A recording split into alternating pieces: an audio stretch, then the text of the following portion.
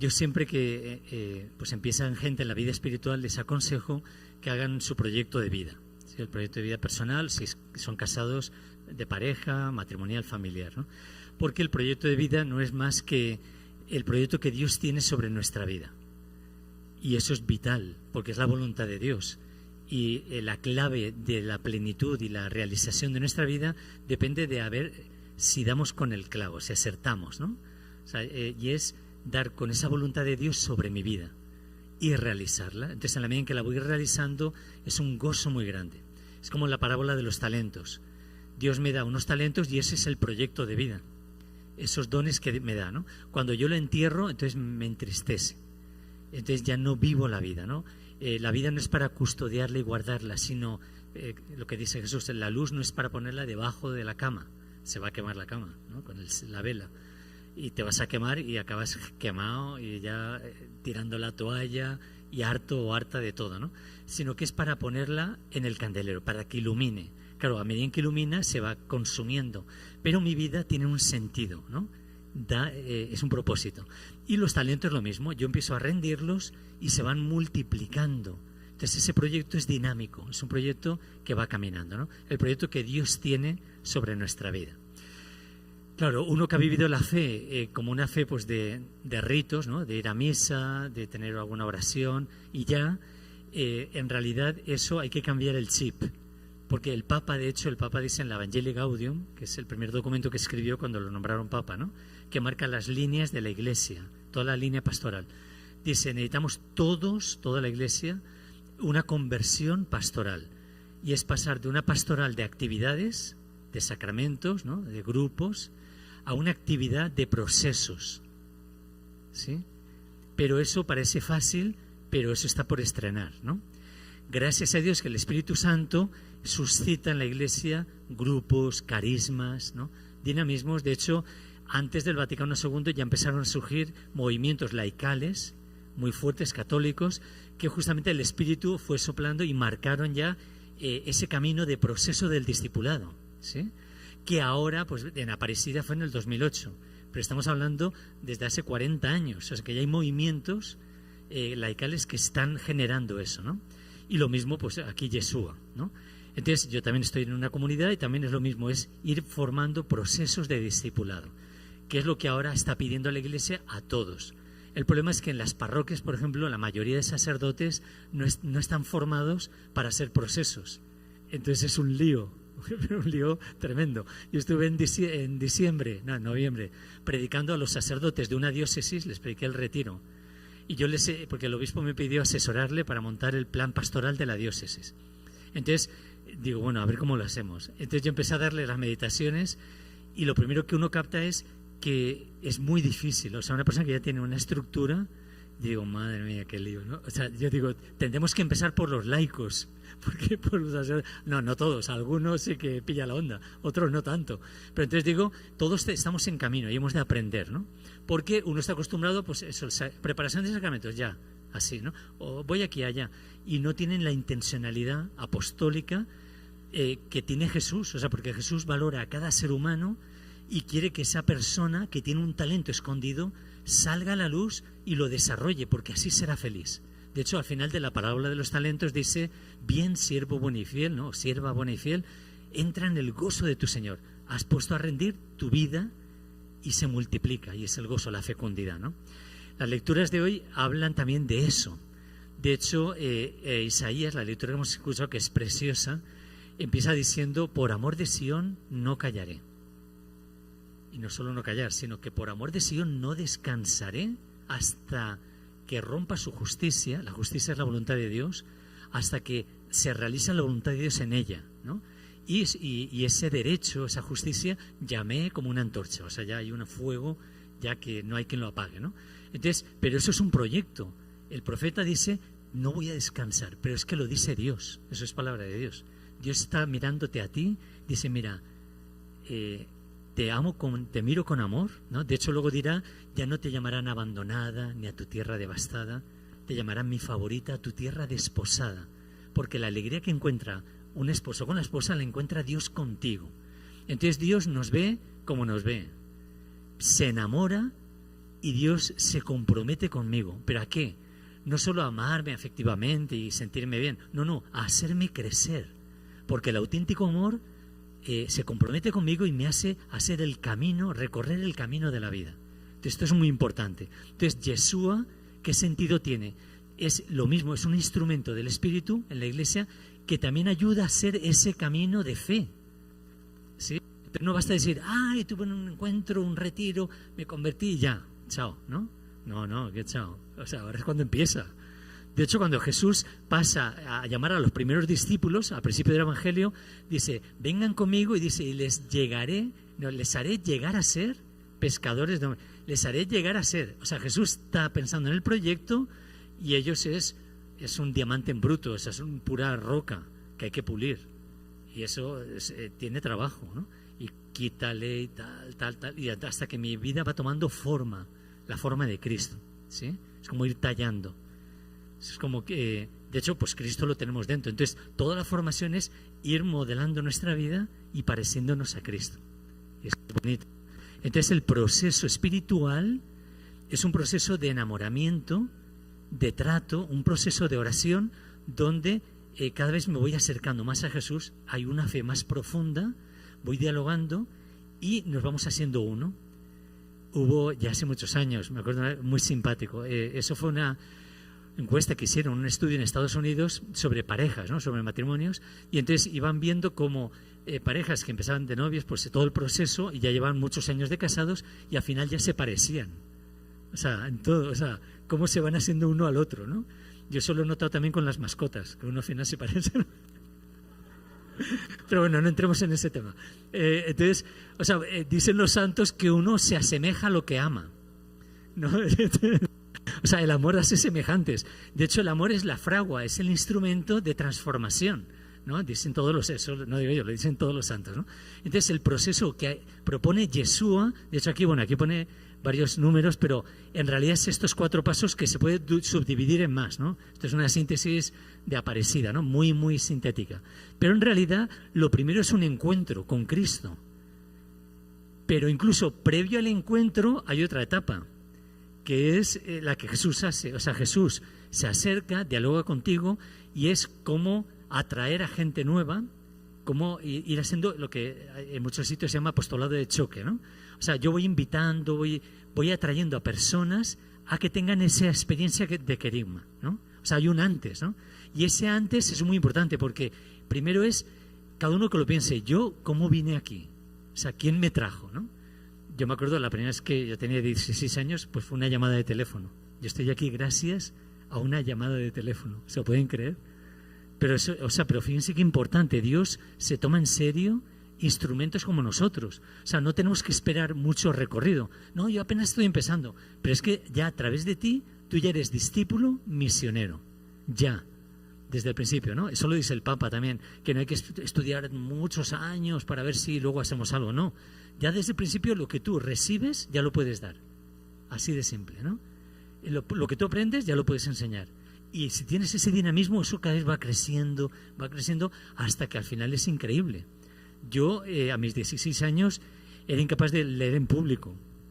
Se me iba la respiración, o sea, estaba de taquicardia. O sea, era muy tímido. Era de los que en mi casa llegaba una visita y no salía para no saludar. ¿No? Así imagínense, ¿no? Pero Dios dice, bueno, así como eres, esto es, bueno, piedra o madera dura, ¿no? Voy a tallar y voy a hacer de ti otro Cristo. Pero ten paciencia y camina. Por eso necesitamos una comunidad que nos acompañe. Porque esto no es solo un grupo, una actividad y punto, no. Esto es un proceso. Y es vital. Quien no entre en el proceso se lo va a llevar la corriente. O sea, sí, porque no terminas de gestarte y el feto que no se termina de gestar muere. O sea, no llegan a ser. Entonces es muy importante aceptar que el Espíritu nos quiere formar. Nos quiere ir conformando con Cristo, ¿no? Entonces llegamos al querigma, que es esa experiencia de predicación, de encuentro en un retiro, en unas charlas, etcétera, donde me encuentro con Cristo en este carisma concreto, aquí en Yeshua, ¿no? Ponemos el ejemplo aquí, estamos aquí en Yeshua. Entonces, claro, es un impacto y me encuentro con Él. Claro, pero eso es un despertar, estoy abriendo los ojos y eso todavía hay que ser un camino y un recorrido, ¿no? Pero Dios tiene paciencia y dice, listo, vamos a empezar, ¿no? Y entonces, desde el querigma, que diríamos, el querigma en realidad es el credo, o sea, es las verdades fundamentales de la fe. Como ahora hay tan poca catequesis, porque o sea, es increíble, confundimos la Santísima Trinidad con los Reyes Magos o con José María, así. No, yo hicimos un test a jóvenes adolescentes, un test de tacha la respuesta verdadera, y se lo pueden creer, decimos, ¿quién es la Santísima Trinidad? No, la Santísima Trinidad era la Sagrada Familia, y pusimos, Melchor, Gaspar, Baltasar, pusimos el Padre, el Hijo, el Espíritu Santo, José María, pusimos varias así, ¿no? Simpáticas, y muchos decían la Sagrada Familia era el Padre, el Hijo y el Espíritu, o sea, increíble, ¿no? Bueno, pero entonces falta catequesis, falta luz. Bueno, entonces el querigma nos ayuda a refrescar lo esencial, ir a lo esencial, ¿no? Y entonces, que sería lo del bautismo y confirmación. Si lo miráramos en una parroquia, o sea, que en la misma parroquia tienen que hacer el proceso igual. Sería dar una catequesis de adultos y ubicar a la persona otra vez como a cero, o sea, como a lo básico. Y a partir de aquí empezaríamos, porque el querigma es como para ver qué te falta, ¿no? O sea, llegas en la grúa, agarra el carro, lo mete a revisión y te falta un montón de cosas, hay que cambiarle esto, lo otro, o sea... Entonces, bueno, ya ahí estás, ya sales bien, o sea, ya te funcionan las luces, todo, el motor, todo. Entonces, y a partir de ahí es que empieza el camino, empieza el rally, ¿no? Empieza la aventura, el camino. Y ya pasamos al discipulado. De hecho, el Papa habla de discípulo misionero, aunque al final pone misión, la acción, pero desde el principio somos discípulos misioneros porque el discipulado es sobre todo la parte de recibir el amor de Dios, de orar. O sea, el discípulo es el que se pone a los pies del maestro y aprende del maestro, ¿no? Discípulo, es la imagen de María, Marta y María, ¿no? Es la contemplación y la acción, ¿no? Y lo que yo recibo de él, yo ya lo puedo compartir. De hecho, es el mandamiento nuevo. Fíjense, amen, que es la misión, como yo te he amado, la contemplación. Yo recibo el amor de Dios como el corazón sístole y diástole, ¿no? Recibo y doy, recibo y doy. Si solo recibiera y no doy, empieza ahí a acumularse la grasa y me da un paro espiritual y no hay, o sea, no, eso no aguantas. Porque, y al revés, si solo quiero, es como si yo dijera, no, voy a correr una carrera pero no voy a respirar, ¿no? Para respirar, bueno, será los miércoles a las 3 de la tarde, hay un grupito de oración, ahí respiraré un poco, luego el domingo ya te has muerto, no vas a durar. Es como si dijera, ¡oh! Y empiezo a correr sin respirar. No, es que no vas a aguantar, o sea, tú no puedes amar si no recibes el amor constante. Por eso la respiración y la tensión de los músculos, ¿no? La acción, van unidos. O sea, tú respiras y actúas, ¿no? Respiras y actúas. O sea, respiras amor y lo das, ¿no? Entonces, es muy, muy importante eso. Pero tendríamos que darnos cuenta, porque yo hoy mismo he estado con un grupo esta mañana y yo mismo, cuando estaba hablándome una de las mujeres, y yo interiormente, a mí el Espíritu me estaba hablando, como diciendo, mira, o sea, como que me estaba dando un codazo el Espíritu Santo diciendo, escucha, ¿no? O sea, esto está por estrenar. O sea, en la Iglesia, por ejemplo, si no hacemos proceso espiritual, menos vamos a hacer un proceso de madurez humana y de madurez de amor fraterno, de comunidad, y menos de misión. Y nos quedamos enanitos, nos quedamos como que en la fe de la primera comunión, ¿no? Que a uno a veces ya le da pena. O sea, mucha gente, muchos jóvenes dejan la fe porque creen en Dios, pero no han crecido, no han hecho proceso de fe y tienen esa fe de primera comunión. Entonces les da pena ponerse el trajecito de la primera comunión, lógicamente. Te lo guardan, es un recuerdo bonito, pero no han crecido a la par, ¿no? Creció la parte humana, física, intelectual, pero no la fe. Por eso es tan importante necesitar una comunidad que me acompaña. Entonces, por ejemplo, la mayoría de gente, en todos los grupos, yo que veo, por ejemplo, en la oración, vamos a tomar solo un aspecto. Estamos en el primer pasito de la oración, pero muchos no avanzan. Entonces, claro, es como un niño infantil que está bebiendo el tetero. Hombre, está bien, si tiene un añito, pues está bien, pero el niñito tiene 40 años. Ahí con el tetero, digo, esto no me suena. Juanito, vente al tetero. Entonces vienes al grupo de oración y me tienen que dar todo papilla. Porque si me dejan en silencio me duermo. No sé qué hacer, estoy ahí todo aburrido. O sea, entonces en el fondo, fíjense, la oración se convierte en, y está muy bien, no digo que no hay que cantar, en cantos, en alabanzas, en oraciones hechas, dirigidas, pero no hay silencio. eso es el primer paso de la oración. Santa Teresa habla de las moradas, ¿no? Que para entrar hacia adentro, hasta el encuentro con el esposo, hay 7 moradas. No voy a explicarlas, pero hablan del proceso espiritual, ¿no? Esto habla de lo mismo, es proceso. Entonces, claro, una cosa es hablar a Dios y otra cosa es empezar a escuchar a Dios. Ahí es donde propiamente empieza la oración de transformación, ¿no? Y empieza a ayudarme la meditación a la mente, luego la oración afectiva, el corazón, oración contemplativa, oración de unión, pero es increíble. Y a medida, los santos hablan de grados de oración que van a la par de grados de amor fraterno, porque hay grados también a nivel de amor. No lo voy a explicar tampoco ahora, es una homilía, llevamos 15 minutos. Entonces, grados de amor fraterno. Y a la vez también me voy capacitando para hacer misión, pero es que la misión es cómo amar, dando a Dios. Hay gente que dice, no, yo no, a mí póngame a hacer cosas. Está bien, hay que ayudar porque hay muchos ministerios. En la segunda lectura de la 1 Corintios que hemos escuchado, habla Pablo, muy bonito, de que hay muchos ministerios, muchos servicios, ¿no? Pero un solo espíritu. Entonces, es muy importante que cada quien aporte lo que es, lo que tiene, porque la comunidad nos necesita a todos. Entonces, no es solo que yo me formo, sino que yo también estoy colaborando, porque lo poquito que Dios me da a mí y aporto enriquece a la comunidad. Esto es vital, ¿no? Ahora que estamos con las bodas de Caná, había un pueblito en España, vinícola, pues ahí sembraban viñas, y entonces venía un ministro muy importante, entonces reunió a la gente del pueblo diciendo, mira, va a venir, vamos a darle el mejor vino. Entonces se me ocurre que cada familia traiga una jarra del mejor vino, ¿no? Lo echamos en el barril y tal. Entonces la gente, genial y tal. Bueno, se fueron a sus casas y una mujer dice, bueno, ¿para qué? Porque tenía que irse lejos, allá a la campiña y tal. Dice, le voy a echar un jarro de agua. No se notará con tanto vino que tenemos y tantas familias. Pero el tema es que otra familia pensó lo mismo y otra también, y otra también. Entonces, pero fíjense, eso nos pasa en la comunidad. Dice, bueno, yo vengo a consumir comunidad. Los demás aportan, ¿no? Y entonces pero si todos piensan lo mismo, nadie aporta nada. Y entonces ya no hay comunidad. Fíjense, la comunidad es lo poquito que tú puedes poner, es muy importante. Bueno, llegó el ministro, una fiesta, tal, y dijeron, bueno, y ahora vamos a probar el mejor vino. Y era un tonel de madera, ¿no? Está así. Entonces abrieron la llave, puso ahí el vaso y salió agua. O sea, no vino aguado, agua. Nadie se le ocurrió echar vino, ¿no? Entonces, ¿eso qué significa? Que es esencial el apartado de la comunidad. O sea, cómo aprender a ser, primero, de consumidor de comunidad. O sea, yo necesito la comunidad, y eso es importante, a ser constructor de comunidad, ¿sí? Dios me va capacitando, que es como en una familia. El niño o la niña dependen totalmente de los papás, pero a medida que van creciendo, se van responsabilizando de la casa, del hogar, ¿no? Y qué alegría. El otro día me decía una familia, ya la hija, ya universitaria, tiene un trabajito, y dice, ya el día del niño Dios ya nos hizo un regalito con su sueldo, ¿no? Y los papás ahí, se les caía la baba, ¿no? Qué bonito. O sea, ya empieza a asumir responsabilidades. Pero eso es lo que a Jesús le encanta, que tú pases de una infancia a una adolescencia espiritual, juventud y ya madurez espiritual.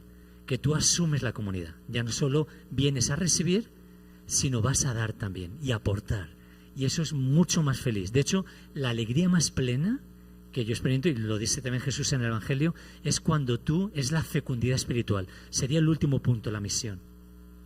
De hecho, Santa Teresita del Niño Jesús, le estoy dando aquí el índice de un doctorado de proceso espiritual. Santa Teresita del Niño Jesús habla que en el corazón tenemos una lira, un instrumento de cuerda, una lira, con 4 cuerdas. Y dice, y esas 4 cuerdas siguen el proceso espiritual de la persona. La primera es, yo soy hija, dice ella como mujer, ¿no? La primera cuerda es que soy hija. Y eso corresponde al discipulado, al primer punto, ¿no? Es decir, la hija es la que recibe el amor, ¿no? Y se alimenta del papá, de la mamá, y Dios me da todo ese amor. Primero hija. Luego paso a la segunda cuerda, soy hermana.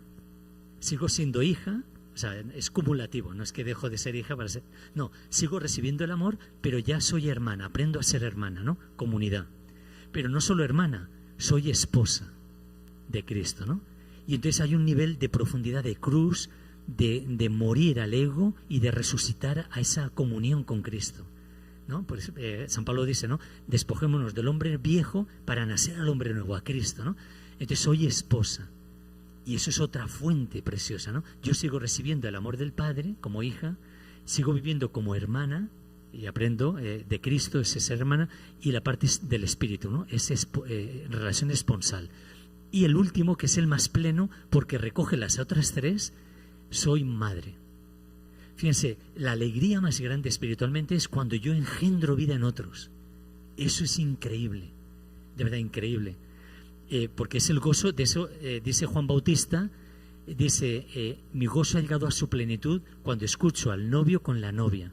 El novio es Cristo, la novia es la iglesia, ¿no? Cuando yo atraigo a las personas y las uno a Cristo.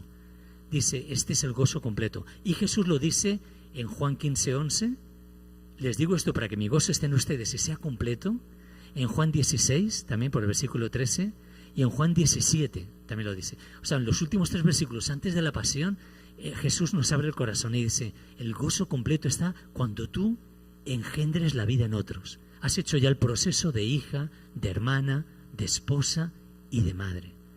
Pero es que Cristo hace ese proceso y quiere que lo hagamos. Por eso la plenitud del proceso viene en Pentecostés.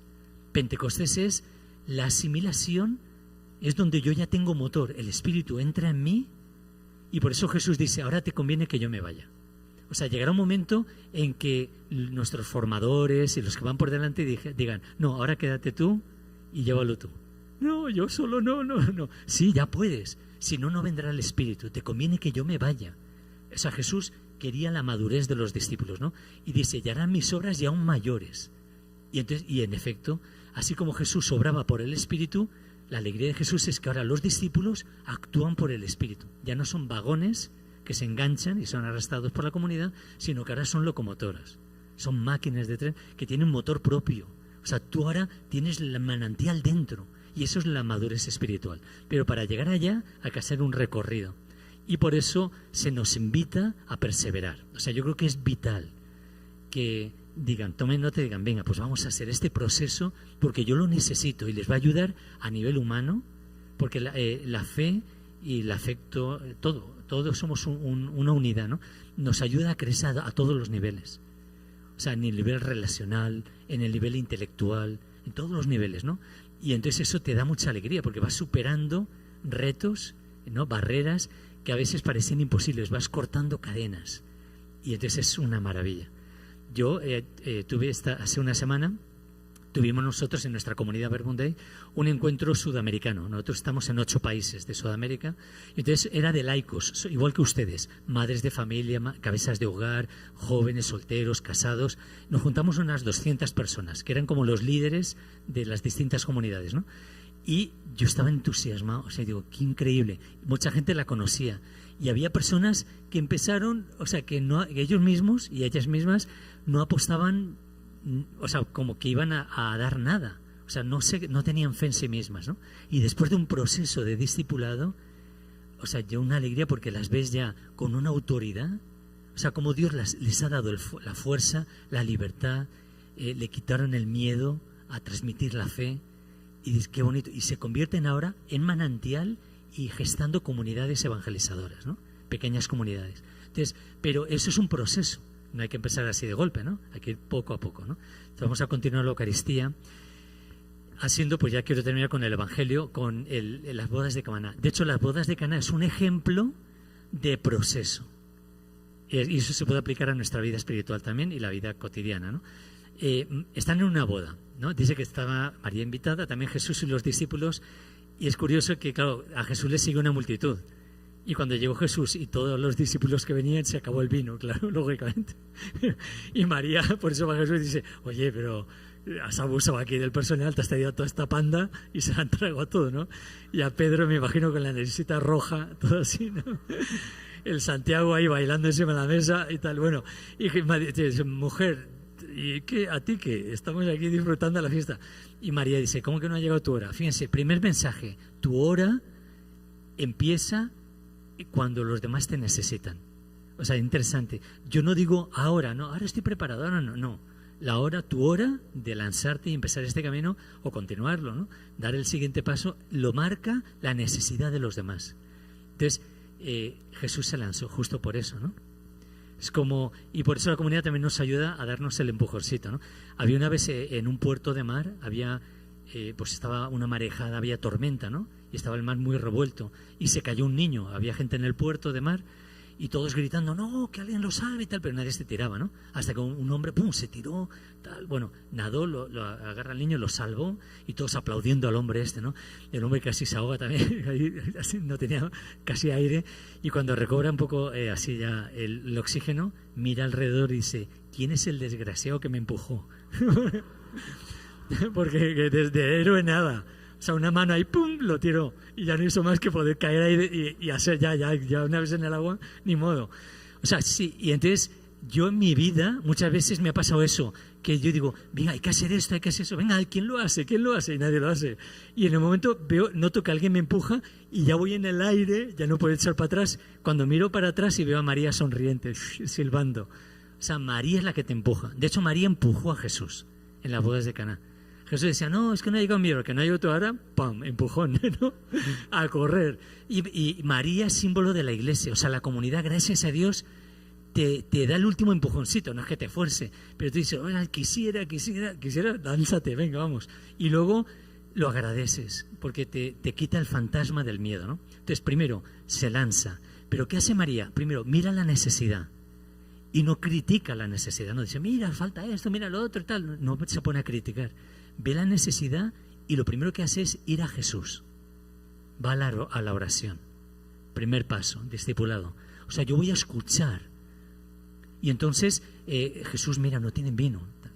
Pero mujer, bueno, eso de mujer es porque es la nueva Eva, ¿no? Está empezando el Evangelio como una nueva creación, ¿no? Por eso se llama mujer. Que en Juan solo sale 2 veces María, ¿no? En las bodas de Caná y en la cruz. Y en las 2 le llama mujer, ¿no? Pero es muy interesante, pero no vamos a explicarlo ahora. Pero entonces el punto es que en ese momento María ora. Y entonces cuando sale de la oración, ¿qué hace? Comunidad. María dice, porque ella podía parecer como la heroína, ¿no? No, ella involucra a la comunidad. Es una líder, auténtica líder. El líder es el que trabaja en equipo. De hecho, el auténtico milagro se hace en comunidad. Y entonces ella, ¿qué hace? Va a los sirvientes, están ahí todos aburridos y tal, dice, oiga, vengan, hagan lo que él les diga. Y los pone a orar. Porque para saber lo que tienen que hacer, tienen que saber qué les va a decir. Porque ella lo podía haber dicho, mira, agarren esto, hagan esto, tal. No, vayan a la oración. Y entonces a ellos los pone a orar. Y Jesús les dice, llenen las tinajas de agua, ¿no? Las tinajas eran del Antiguo Testamento, una tradición judía para lavarse las manos, etcétera, para purificarse. Y eso es como el símbolo de una fe, como lo vimos la mayoría de católicos, que es como al menos no pecar, ¿no? Ser buena gente, pero eso no es. O sea, Jesús quiere que tú crezcas y te desposes con el novio. O sea, aquí no se trata solo de lavarte las manos y disfrutar del banquete, es que Él se quiere desposar contigo. O sea, es que tú seas protagonista. Total, la llena y se obra el milagro, ¿no? O sea, es en comunidad. Y por último, la misión. Ellos, y Jesús dice, y llévenlo a probar. Eso es la misión. Entonces llegan, aquel prueba el vino. ¡Qué vino más bueno! O sea, nunca había probado algo igual. Y no tiene etiqueta. O sea, si dices, hombre, claro, es francés o de Chile o tal, ¿de dónde viene este vino? No tiene etiqueta. Así como de garrafón, así como de granel, de cubo. Dice, ¿y esto de dónde ha salido ese vino tan bueno? Él no lo sabía. Sí que lo sabían los sirvientes. Sabían que venía del milagro de Cristo, de Jesús, ¿no? De la oración. Y del trabajo en comunidad. Entonces, esto es muy importante. Por eso hacemos proceso. Porque yo solo no podré. Yo necesito una comunidad que me ayude y entre todos hacer ese milagro. De hecho, la misión es por los frutos. Eso lo dice Santa Teresa de Jesús a las religiosas. Decía, no hablen de oración a la gente. Que la gente viendo los frutos de su vida, la alegría, la paz, les atraiga y le preguntan de dónde sale eso, de dónde sale ese vino. O sea, ¿dónde sale tu alegría? ¿De dónde sale, dónde tienes la botellita? ¿No? Y él dice, pues, y ahí sí les hablas de la oración. O sea, les llevas a Cristo, ¿no? Para que también ellos hagan lo que Él les diga. Qué bonito, ¿no? Y entonces eso se genera un movimiento apostólico que brota de ese conocimiento de Jesús, de ese detectar las necesidades del pueblo, de la gente, y de dar respuesta. Y entonces la misión es dar a gustar, y cuando la gente lo gusta, por el testimonio, entonces ya le explicas de dónde viene. Esa es la evangelización. Es un testimonio de vida. Yo comparto lo que me ha pasado a mí, ¿no? O sea, y explico de dónde viene eso. Entonces ellos les da apetito y ganas de ir a la fuente, ir a Jesús y de volver, así, ¿no? Dicen que me enviaron un chiste que estaba la Virgen con José y estaba con un montón de papeles así. Dice: José, desde que fuimos allí a Caná a las bodas, me están llegando invitaciones de toda la región, a las bodas de toda la región, porque como multiplicó el vino, eso se corrió la voz y dicen: madre mía, esto es genial, ¿no? Yo creo que si mucha gente cayera en cuenta que el primer milagro que hizo Jesús fue multiplicar 600 litros de vino, se apuntarían al catolicismo, ¿no? O sea, esto es pura fiesta, vino, y uno dice, pero claro, algunos se escandalizan, no, con lo mal que está el mundo, ¿cómo se le ocurre? Podía haber estado curando leprosos y haciendo, ¿no? Vino aquí, ¿pero por qué? Porque el vino es símbolo de la alegría, del amor, ¿no? Una vida sin el amor de Dios es vacía, o sea, es infierno, pero ese vino que se acaba es el amor humano, ¿no? Se acabó el vino, pero el amor de Dios no se acaba. Por eso esa cantidad habla de que es algo que no es inagotable, ¿no? Que es un manantial.